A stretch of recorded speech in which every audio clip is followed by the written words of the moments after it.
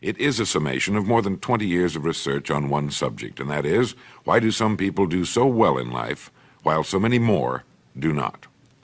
And the first thing let's talk about is the magic word.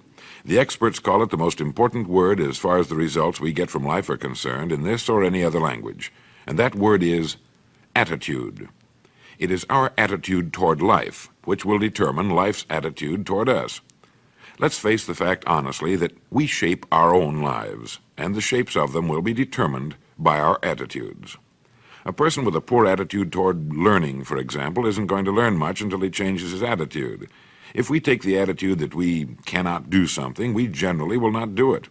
An attitude of failure, and we're whipped before we start. So we know then that what we receive from life, what we accomplish or fail to accomplish, is due in large measure to our overall attitude.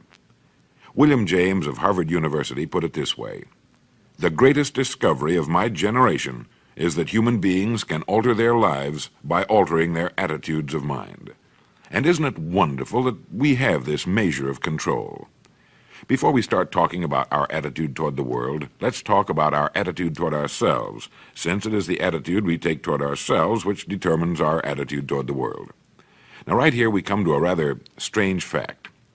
We're so familiar with ourselves, we tend to take ourselves for granted. We tend to minimize the things we can accomplish, the goals we can reach, and for some equally strange reason, believe others can accomplish things in our field which we cannot. There are literally millions of human beings living narrow, darkened, frustrated lives, living defensively, simply because they take a defensive, doubtful attitude toward themselves, and as a result, toward life in general. Many people are suspicious of and oppose change, yet change is the one thing in life on which we can absolutely count. People who stay young all the years of their lives not only welcome change, but see it for what it really is: new opportunity, new chances for further fulfillment. Attitude is a reflection, a result of a person's will. It is incalculably powerful. It can bring about marvelous results for us, but we need to train it patiently, day by day. Now let's talk about the attitudes of people who are successful, the top 5% of the people who go sailing through life from one success to another and who, even when they fail at something, shrug it off and head right out again. No matter who the person is or what he does, men and women in sales, business executives, people in all the professions, wives and mothers, students, top people in the armed forces, public servants, men and women in the service of religion, working men and women in all fields of endeavor, wherever you find a person doing an outstanding job and getting outstanding results, you will find a person with the right kind of attitude. These people take the attitude toward themselves that they can accomplish what they set out to accomplish, that there's no good reason on earth why they can't be competent, successful. They have a healthy attitude toward themselves and, as a result, toward life and the things they want to accomplish. And because of this, they achieve some remarkable things, and they come to be called successful, outstanding, brilliant, lucky, and a lot of other things. They're quite frequently no more brilliant or outstanding than the majority of the people by whom they're surrounded. But they did develop the right attitude, and they found their accomplishments not too difficult, and many times surprisingly easy, simply because it seems that so few are really trying, really believe in themselves.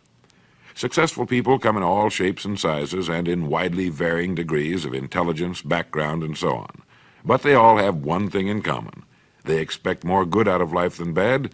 They expect to succeed more than they fail. If you want something worthwhile, take the attitude that there are a lot more reasons why you can have it than there are that you cannot, and set out to earn it. Go after it, work at it, ask for it, and 9 times out of 10, you'll get it. Our environment is really a mirror of our mental attitude. If we don't like our environment, we have to change our attitude first. Now, the world plays no favorites. It's impersonal. It doesn't care whether we change or not. Adopting a good, healthy attitude toward life doesn't affect the world and the people in it nearly as much as it affects us. It would be impossible to even estimate the number of jobs which have been lost, the number of promotions missed, the number of sales not made, the number of marriages ruined by poor attitudes. But you can number in the millions the jobs which are held but hated, the marriages which are tolerated but unhappy, all because of people who are waiting for the world and others to change toward them, instead of being big enough and wise enough to at least make a test which will prove beyond any shadow of a doubt where most or at least a big part of the trouble lies. Studies made of the lives of literally thousands of successful people have shown that they radiate confidence, assurance, they expect success, and they get success. You can spot these people by the way they walk, by the way they look and act. You can feel it about them when they enter a room. They may be short and fat, or tall and thin, or any combination in between, but they have about them the attitude of success.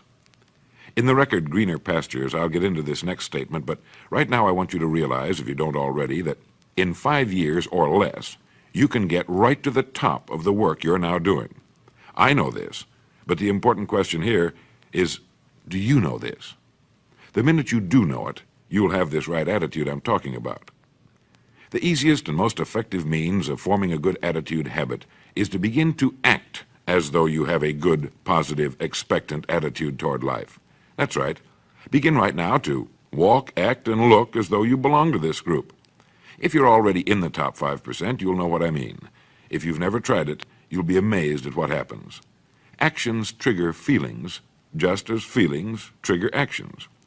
Now, let me tell you of a little test you can make which will prove beyond any shadow of a doubt that a good attitude can change a person's life as dramatically as walking from a darkened room into the bright, clear light of day.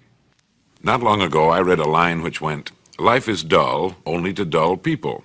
This is true, but it also could have read, "Life is interesting only to interesting people," or "Life is successful only to successful people."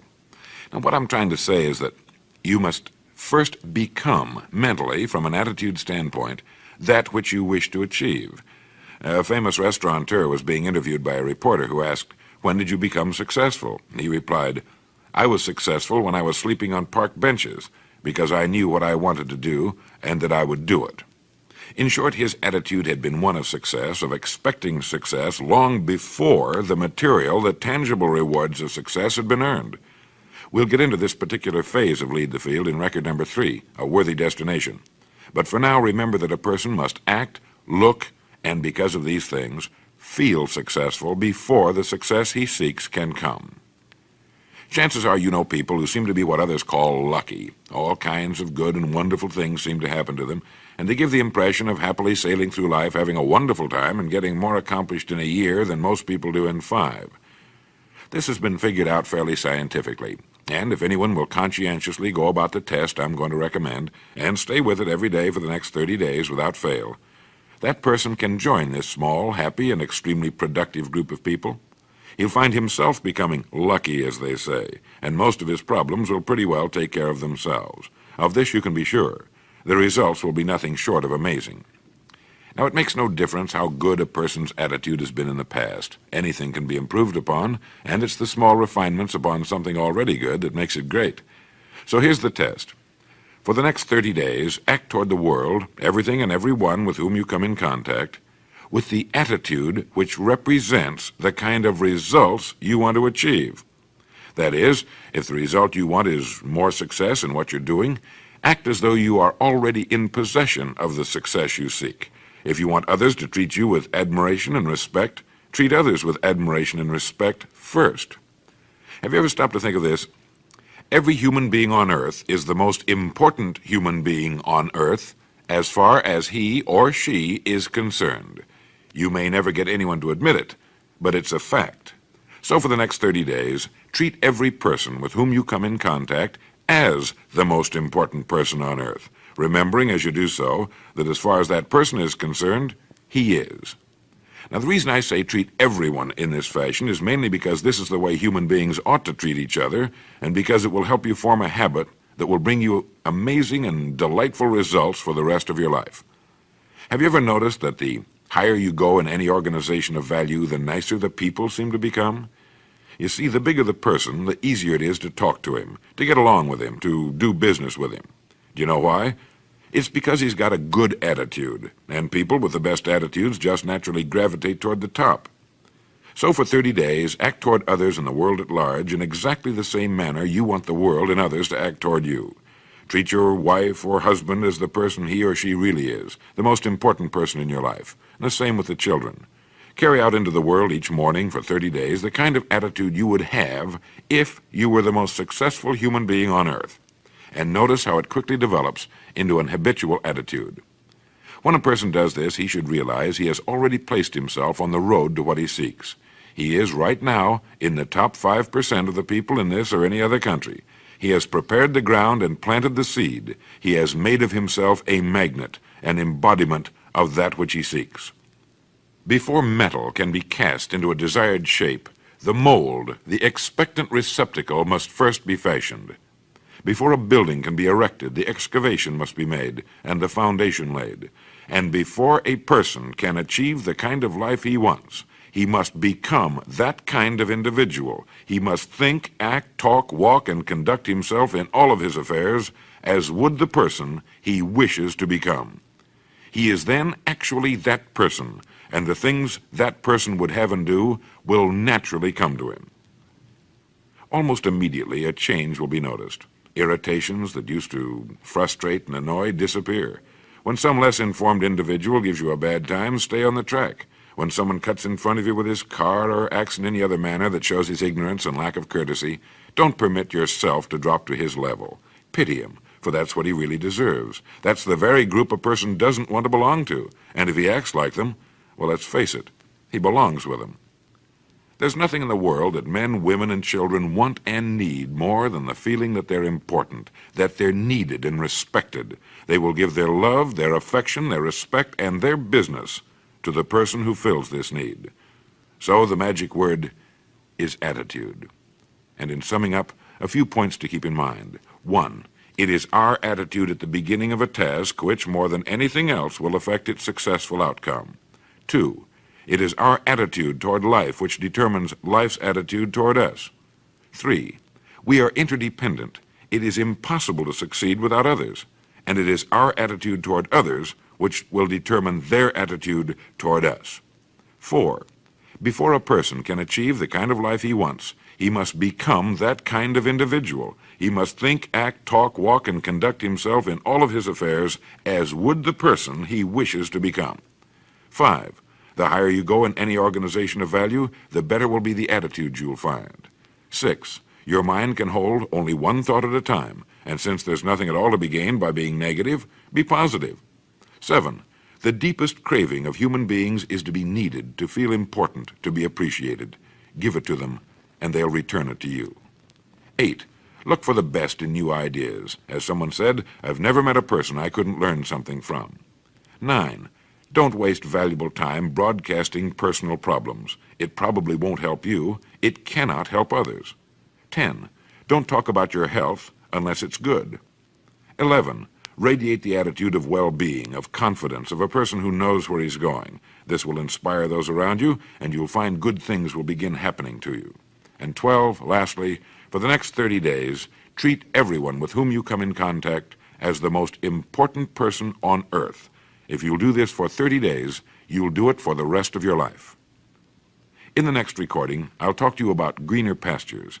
But now, in closing, remember the words of Walter Dill Scott of Northwestern University. Success or failure in any undertaking is caused more by the mental attitude even than by mental capacities. Thank you.